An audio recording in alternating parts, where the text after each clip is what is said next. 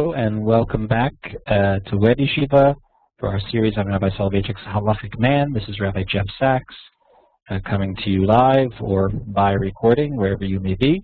I want to again acknowledge the dedication of this series in memory of the late Rabbi Ezra Labaton, Zichrono Livracha, by Michael and Tiffany Veda. All of our studying in this series is in memory of Rabbi Labaton.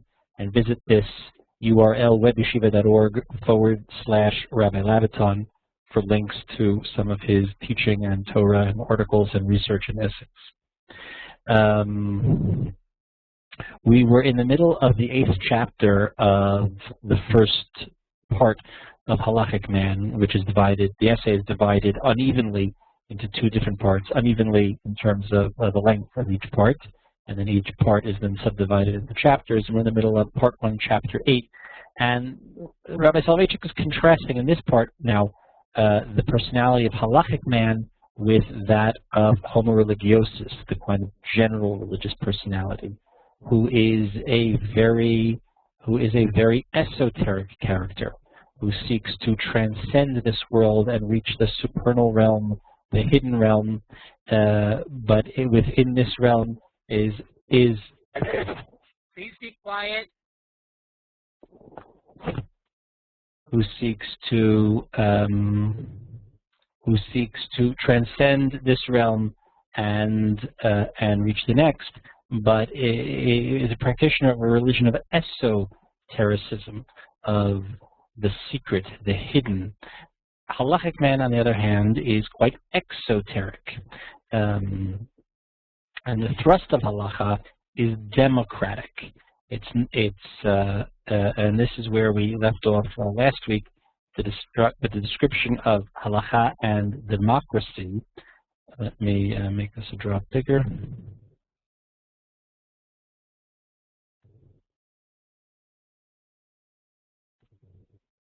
That each person, it's democratic in the sense that each person has equal access to wisdom and equal access to spirituality. No person, according to the halacha, needs the aid of others in order to approach God. A person needs no advocates or special pleaders. Every individual is assured by the halacha that whenever he will knock on the gates of heaven, they will be opened before him. This is where we left off last week. And just as the halacha rejects the notion of human intercessors, so too it rejects the notion of transcendental intercessors, such as angels or seraphim. And here he rejects the good litvak that he does, this rejection of certain Kabbalistic practices that even entered mainstream Judaism, certain liturgical practices, passages of prayer where it looks or it sounds as if we are praying to or through the angels. All of those sections are deleted from the Sidurim of good Halakhic men and litvaks. One of the 13 principles of faith formulated by Maimonides is that to him, to God alone, it is fitting to pray, and not to any being besides him. Some of the prayers that we say let's say in the Slichot, during the Rosh Hashanah Yom Kippur period.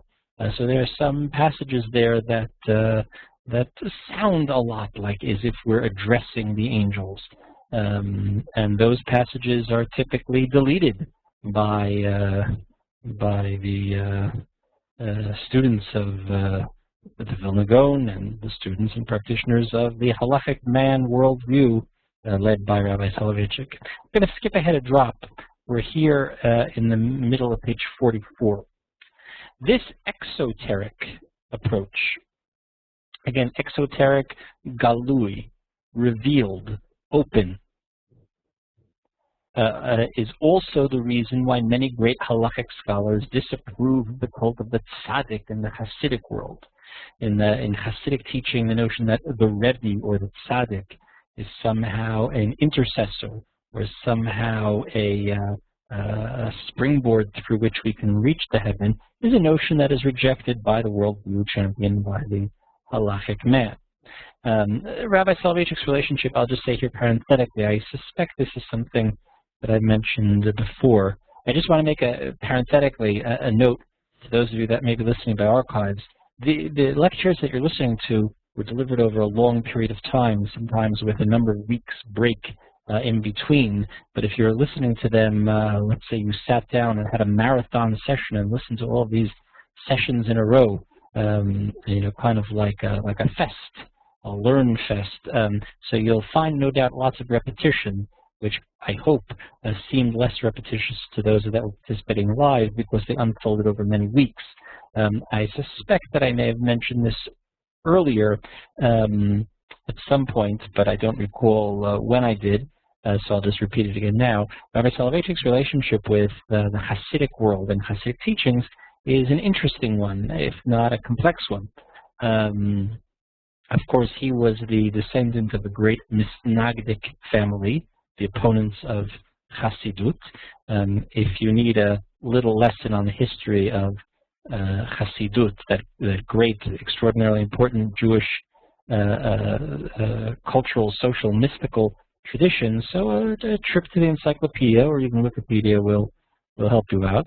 But this movement that began in the 18th century, led by the Baal Shem Tov, and opposed immediately upon its arrival on the scene by the Mitnagdim, the opponents of Hasidut, those that were kind of famously around the banner of the Gra, the Vilna Gaon, although clearly he was not the only opponent of Hasidut. But very often we like to think of movements by the heroes, by the champions. So it's sometimes described as a battle between the Baal Shem Tov and the Gra, between the Baal Shem Tov, the founder of Hasidut, and the Vilna Gaon up in Lithuania. But that is, of course, oversimplifying matters. By the time Rabbi Soloveitchik is born, and is a young man, he's born in 1903, which is 150 years after Hasidut gets going. The division and the strife between the two movements had cooled greatly, although it was still, of course, a significant divide. But by that point, it was not the epic battle to the death that it was generations earlier. Rabbi Soloveitchik was raised in a small town called Haslovich, where his father was the rabbi. It was a town that had a very large population of Hasidim, of Chabad Hasidim, actually, Lubavitch Hasidim, and Rabbi Soloveitchik, the custom in that town, nevertheless, was to hire a non-Hasidic rabbi of the town. And Rabbi Soloveitchik's father, Rav Moshe Soloveitchik, the son of the great Reb Chaim Soloveitchik, was selected as the rabbi of the town, where young Yosha Joseph B. Soloveitchik was raised and educated. And when he goes off for a short period of time to Cheder, to the one-room Jewish schoolhouse, which was fashionable then, the teacher was, of course, a Chabad Chassid. For the 2 years or so that Rabbi Soloveitchik studied there, it's told that this Chassid would teach, he would hold the Gemara, and inside the Gemara, so that nobody should see, he would hold the Tanya, that foundational work of Chabad Hasidut, and he would teach from the Tanya. When this was discovered that young Rabbi Soloveitchik, young Yosha Ber's Talmudic learning was not progressing with satisfaction, and in fact he was absorbing Hasidut, he was quickly taken out of that cheder and he was educated one-on-one by his father for the rest of his schooling. But many times Rabbi Soloveitchik would describe the influence, the impact of those Hasidic teachings, and specifically the Tanya, on his young soul. The character that he's describing here, the Halakhic Man, was not similarly influenced by Hasidic teaching. The Halakhic Man is very much foursquare a Misnagid, as was Rabbi Soloveitchik. But yet Rabbi Soloveitchik's personality was formed and influenced by a wide variety of influences, and Hasidut was one of them, although, to be clear, a minority influence, but it is something that he did not ever reject, and it's something that he returned to, sometimes with nostalgia, sometimes with affection, and sometimes as a real source of Jewish thought. This is one of the ways, by the way, that Rabbi Soloveitchik himself does not fully identify with this character of Halakhic man, as I've mentioned in the past and will mention again in passages in the future. End parentheses. But the Halakhic man disapproved of the cult of the tzaddik in the Hasidic world. These great Halakhic men had no sympathy for any practice which, in their opinion, contradicted such a fundamental Halakhic principle as religious exotericism, meaning they didn't like the idea that the Rebbe was viewed as being more holy than the Chassid, that the Rebbe had greater access to the divine than the simple Jew. Now, to be clear, there were all types of other reasons that the Halakhic men, the Halakhic scholars, disproved of Chassidut, but within the context of the point he's making here, this is one of them. If you, let me skip ahead again, a drop from here. From the perspective of the Halakhic man, it is not the spirit that is charged with carrying out the religious process, but the physical, biological individual, the conative individual, who is led astray by the promptings of the Yetzer and attracted to bodily pleasures. He's changed subjects, or he's come back to his main topic here. The conative means the impulse, the Yetzer, the drive, that we are creatures who are driven by impulses. And what is the religious process? The religious process, we, again, going back to that idea that we've repeated time and time again, that man is this interesting combination between the physical, biological, and the spiritual.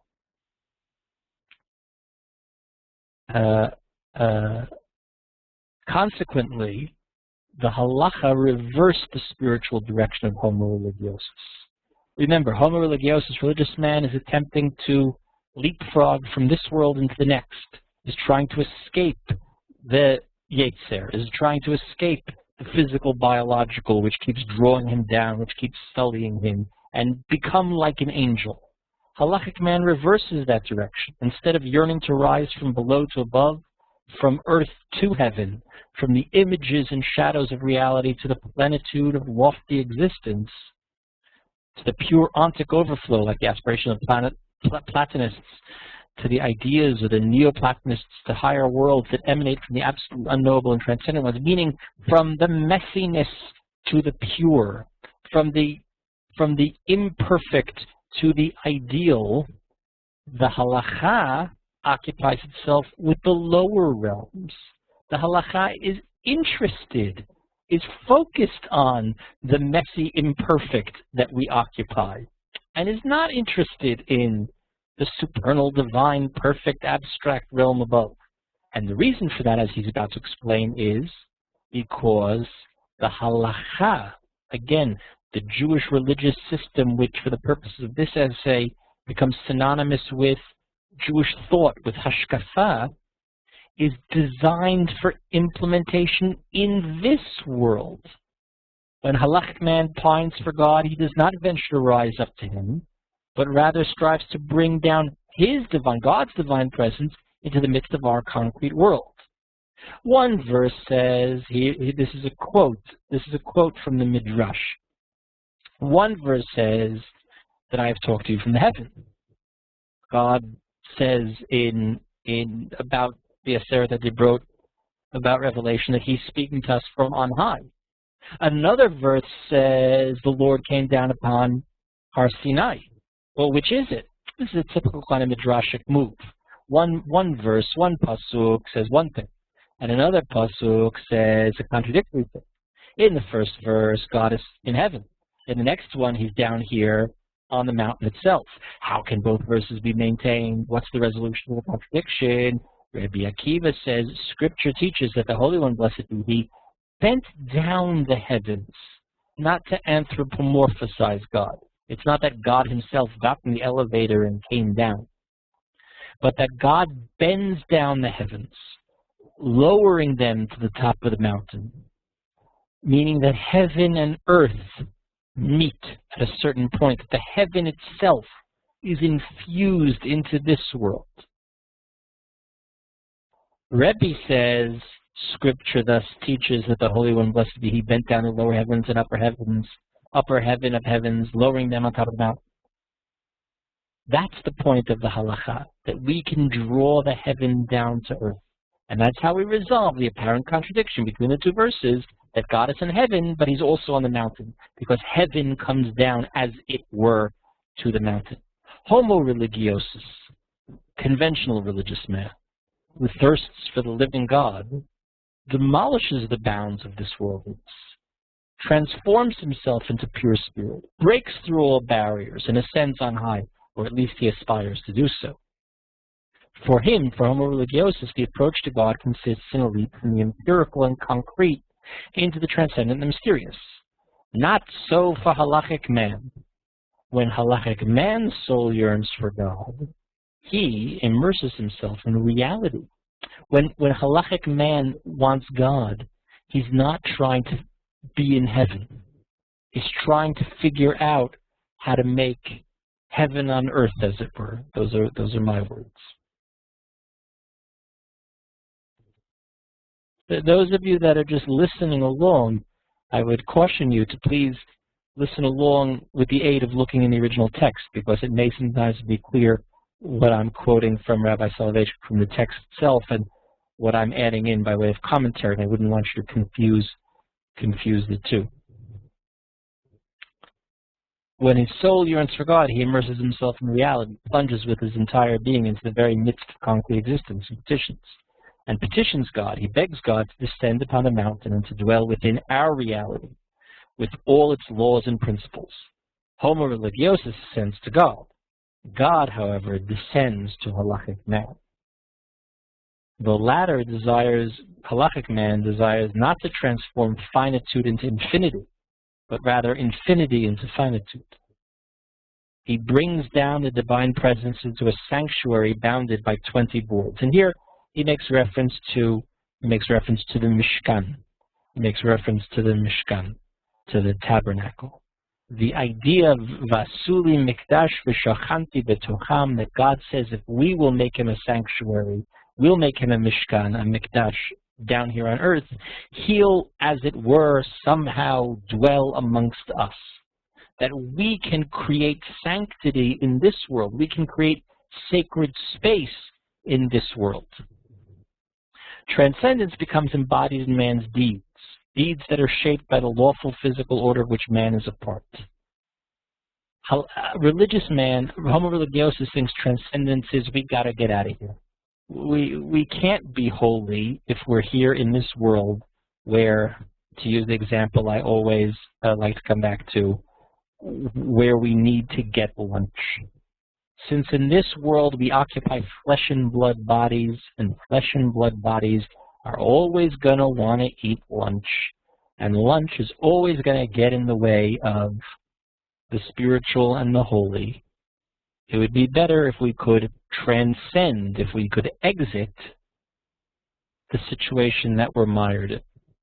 Halakhic Man does not feel that way. Halakhic Man understands that you can create holiness and have lunch. On the contrary, lunch itself can be holy. The idea of holiness, but it doesn't happen automatically. The idea of holiness, according to the halakhic worldview, does not signify a transcendent realm, completely separate and removed from reality. Similarly, it does not denote the complete actualization of the ethical ideal of the supreme good, which is not grounded on a transcendent realm, but in the domain of norms and values. We're here at the top of page 46. Holiness, according to the outlook of halakha, denotes the appearance of a mysterious transcendent in the midst of our concrete world. Within our concrete world, we can create holiness. The descent, again, quotation marks, as it were, kaveh of God, whom no thought can grasp, onto Mount Sinai, the bending down of the hidden and concealed world and lowering it to the face of reality. Holiness does not wink at us from beyond like some mysterious star that sparkles in the distant heavens, but appears in our actual, very real lives. Holiness is not this kind of secret, unobtainable realm, some kind of magic fairy tale land. Holiness is right here, according to the halakha, according to the Halakhic Man, right here in our messy lives. And then, quoting the psukim from Yeshayahu, one called to another and said, Kadosh, Kadosh, Kadosh, Hashem tzvakot melokol haaretz kvodo. That God is holy, holy, holy. What is holy, holy, holy? The beginnings of holiness are rooted in the highest heavens, and it ends embedded in the eschatological vision of end of days, holy forever and to all eternity. But the link that joins these two together, these two perspectives, is the halachic conception of holiness. Holy upon the earth, the work of his might, the holiness of the concrete. An individual does not become holy through mystical adhesion to the absolute, nor mysterious union with the infinite, nor through a boundless, all-embracing ecstasy, but rather through his whole biological life, through his animal actions, through actualizing the halakha in the empirical world. So it's the exact opposite. Religious man thinks you get holy by checking out. Halakhic man thinks you get holy by checking in. If we are created as this mixture of the angelic and the beast, that must be God's plan for creation, and that must be the arena in which holiness can be found. Speak unto the congregation of the children of Israel, Kadoshim to you, for I, the Lord, your God, am holy. And how, in Parshat Kedoshim, which we'll read which we read, which we read a few weeks ago. I don't know, however many weeks ago. Parshat Kedoshim. So, be holy. This great meta halachic principle, the great slogan of Judaism: be holy. And then, what does it mean to be holy? Kibbud ava'im, yirat av, yirat aim, keep Shabbat, the man that commits adultery with another man's wife, etc. He's no good.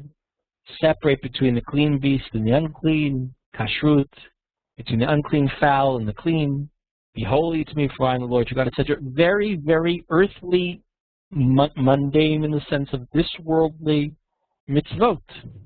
Holiness consists of a life ordered, and holiness is not like going up to the mountain and finding the great Om and escaping. Holiness is living in this world. You know what's in this world? This world, there are chickens. You know about chickens? They're not so holy. They smell pretty bad. I once worked in a yeshiva that was on a moshav here in Israel that at one point was the largest producer of eggs in the country. So there were a lot of chicken coops. They stink. Really stink. Right, so you know what's holy? Those chickens. Those chickens are holy. When you slaughter them, you eat them, you salt them, that's holy. Because it's a mitzvah. It's not pristine. It's not cathedrals. You know what's holy? Holy is this world where, you live someplace and in the next house lives another man's wife. Getting it right between you and them, that's also holiness. Holiness consists of a life ordered and fixed in accordance with halakha and finds its fulfillment in the observance of the laws regulating human biological existence, such as the laws concerning forbidden sexual relations, forbidden foods, similar precepts. It's not for naught that Maimonides includes these prohibitions in his book of holiness. The Rambam in his Mishnah Torah, the Rambam has 14 books, and one of those books is called Kiddusha, holiness. So I don't know. Ask anybody who's not in the know what you would include in a book whose title is holiness. There are 3 sections in this book. One are the laws of forbidden sexual relations. The other are the laws of forbidden foods. And the third, related to the second, are the laws of kosher slaughter. Because in order to have kosher meat, you have to have kosher slaughter. That's really very interesting that these three, at least the first and, number 1 and 2A and 2B, number 1 is quite different. The laws of forbidden sexual relations, and then the laws of meat and milk, the laws of nevelo to trefot. It's interesting that they should all be grouped under one heading, and that heading should be holiness. Rabbi Soloveitchik says it's not for naught that this is called holiness, but holiness is not about, getting to the mountaintop and escaping. Holiness is about the chicken and the neighbor's wife. Holiness is created by man, by flesh and blood. We create holiness, and the realm of holiness is in this world. Through the power of our mouths, verbal sanctification alone, we can create holy offerings for the temple treasury and holy offerings for the altar. If you want to sanctify something, lahakdish, hakdasha, to make a dedication, a donation to the temple, you would sanctify something. You would transform it from being chulin, common, everyday, mundane, this worldly, to hektish, holy, sanctified. If you recall, previously we had a series of talks on a different essay called Kodesh and Chol, sacred and profane in world in Jewish thought, something like that. The different essay by Rabbi Soloveitchik, those archives are also available, of course, here on WebYeshiva, and he outlines the theory of holiness, the Jewish theory of holiness, that chol, chulin, hamavdil ben kodesh l'chol, like we say in Havdalah. Chol doesn't mean profane, it doesn't mean negative, it doesn't mean impure. It just means merely not sanctified. How do we sanctify something? Through words, through declaration, through the power of speech, that one power that we have that actually almost makes us divine, the mark of our divine image, according to Unclos. Ruach Memalala, the ability to use language. Through the power of our mouths, through verbal sanctification alone, we can create holy offerings for the temple treasury and holy offerings for the altar. If you take a cow and you say, Harei ze hekdesh, this is sanctified to the temple, it becomes holy. The land of Israel became holy through conquest, through human action. Jerusalem and the temple courts, through the bringing of 2 loaves of thanksgiving, the dedication ceremony, the remaining of the meal offering and song, etc. It's through our action. Man sanctifies space and makes sanctuary to his creator. God says to Moses, let them vasuli mikdash, make me a sanctuary in Parshat Trumah. Moses began to wonder, and he said, the glory of the Holy One, blessed be He, fills the upper worlds. There's a question. God tells Moshe to make a mikdash, to make a mishkan. And Moshe says, how could it be? God who fills the whole heavens, He'll live down in this world. Moses wondered, how is it possible to bring down infinity to the midst of the finitude? How is it possible to cause the absolutely transcendent, the Most High, who dwells in concealment, the Almighty, who abides in the deep darkness, to reside in the midst of a small, narrow sanctuary, in the midst of the concrete world that is delimited by physical laws and bounds of space and time? Here at the top of page 48. But it's possible. God is able to contract Himself, as it were. We bring the glory, I'm skipping ahead a drop, we bring the glory of God down into the lower world, into the very midst of the sense realm, into the midst of space and time, into the domain of quantitative measure. Behold, heaven and heaven of heavens cannot contain thee. How much less this house that I have built? How can finitude contain infinity? It's a paradox. Right? God has no body. He has no form. He is infinite. So how can it be bounded in the finite? God's answer is, I am not of the same opinion as you. 20 boards in the north and 20 in the south and 8 in the west, the dimensions of the Mishkan. And more than that, I'll contract my divine presence in 1 square cubit. This notion of tzimtzum, infinity contracts itself. Eternity concentrates itself. It concentrates like in the sense of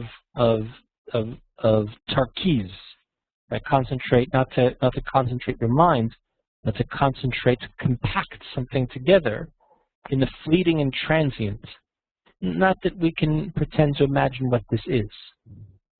The divine presence and dimension and the glory of God in measurement. It's Judaism that has given the world the secret of tzimtzum.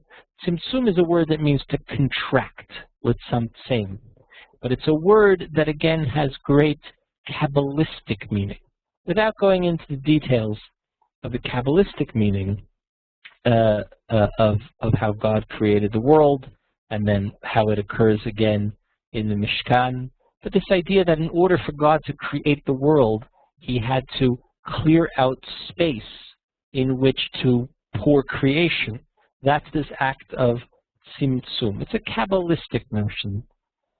It's a Kabbalistic notion, and this is another example of, it's a question of what Rabbi Soloveitchik's relationship to Kabbalistic sources were.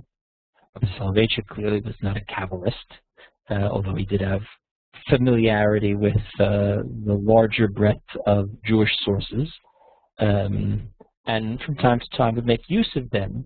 There's a question the degree to which he is using Kabbalistic sources when he does in order to illustrate points, and the degree to which there may be a parallel between his thought and Kabbalistic sources or an influence of Kabbalistic sources on his thought. Some has been written on this topic, but most of what's been written on this topic has been written in Hebrew. Those that are interested, I'm happy to send you the sources on what's been written on this subject. But here he's making reference to this Kabbalistic notion of tzimtzum, contraction of the infinite within the finite, the transcendent within the concrete, the supernal beyond heavenly, within the empirical, this world, and the divine within the realm of reality. And the holy, and that's the key, the divine within the realm of the reality. That we can draw God, and again, not God himself, who has no body, who has no form, but we can draw holiness down into this world. And that is the agenda of the halakha. The halakha says that yes, even that very distracting lunch, that kind of thing that homo religiosus thinks it's good to do without, so we'll take vows of abstinence and we'll fast beyond the fasts that the halakha sets, right? Because eating itself is no good. Eating itself is a concession. It's an admission that we're really just animals. And wouldn't it be better to be able to go without it? No, that's not the halakhic worldview. The halakhic worldview says, b'te'avon. It's true. There are certain fasts in the calendar. Those are days that are meant to focus our attention on other things, not on the abnegation of flesh, but usually around tshuva, and in most cases around a sense of mourning for the destruction of the temple and the cycle of fasts that are connected to that. But on Yom Kippur, the fast of all fasts, it's to help focus our attention on tshuva, on repentance. But those are only a number of days a year. According to the Torah, there's only one fast day a year, one fixed fast day a year. That's Yom Kippur, of course. The rest are all rabbinic in nature. But the rest of the time, We don't think there's something negative about the fact that we have to eat or sleep or procreate. These are things that must be part of our life because this is the way we're created. But that doesn't mean that we oughtn't find a way to sanctify it. When the Holy One, blessed be He, descended on Mount Sinai, He, God, set an eternally binding precedent that it is God who descends to man, not man who ascends to God. When He says to Moses, let them make me a sanctuary that I may dwell amongst them,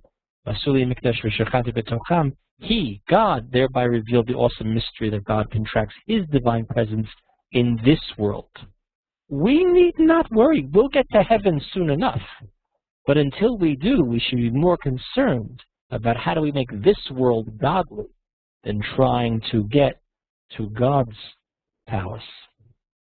That's the agenda of the Halakhic Man. That's the agenda of the whole Halakhic project, and that is actually something about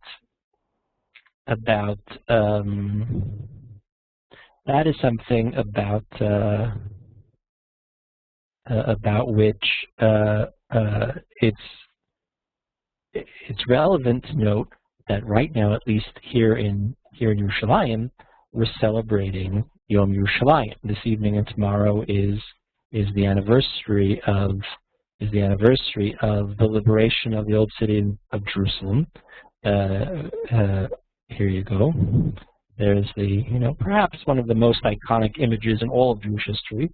This picture from 1967 of the paratroopers entering the old city and gazing up at the Kotel, the Western Wall, the first Jews to do so in the 19 years that it was blocked off from us between 1948 and 1967. This is a theme.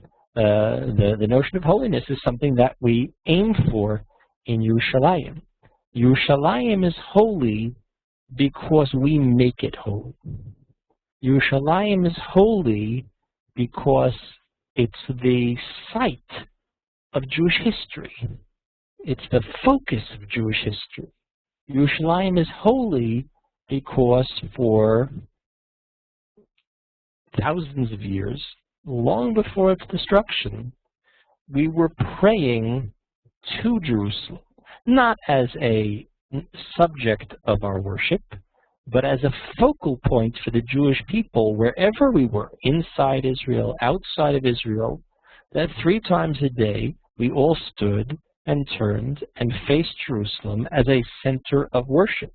Now, it was that way because it was the site of the Beit HaMikdash.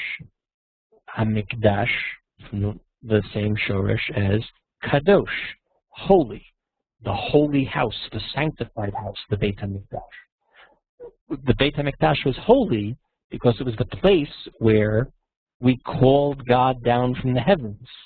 We worshipped God, we did mitzvot, we had a center of worship and of teaching and of instruction and of law, which went out, Ki Mitzion Tetzei Torah, Udvar Hashem Yerushalayim, to the whole world, the word of God being disseminated from that point, because we were able to, as it were, and again, if I haven't said it enough, go back and fill in all the blanks with the as it were and whatnot, that we call Him down and we make this world holy.